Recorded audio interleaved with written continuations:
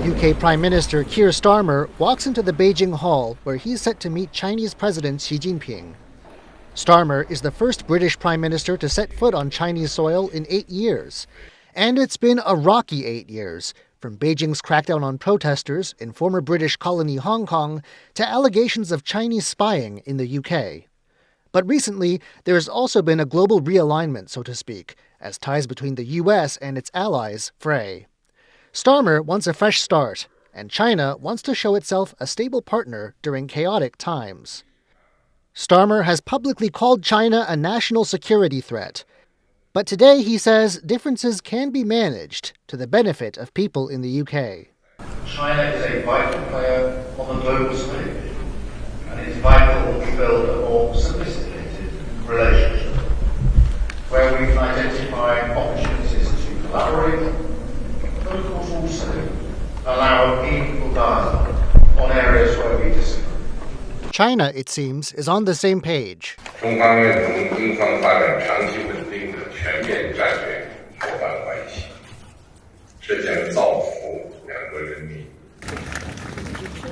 Not everyone in Britain is as upbeat about expanded ties with China. A so-called mega embassy China has planned in a part of London with sensitive telecom infrastructure has drawn protests. But analysts say there's a practical need for Starmer to see what's possible with a major scientific and political power, even if the UK-China relationship isn't one of trust. There are things that China's doing in cancer research, in pharma, in other areas, which are very, very important. And we have to work out, how do we engage with China? How do we research with China? It's our second largest research partner after the United States. We just have to have more clarity about whether we can go ahead with these, or if we say no, whether we're willing to bear the costs in that.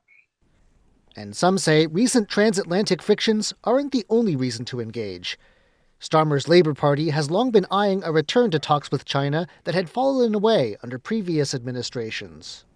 I think Labour entered government very clear that they wanted to resume that sort of high-level dialogue that had been missing during COVID.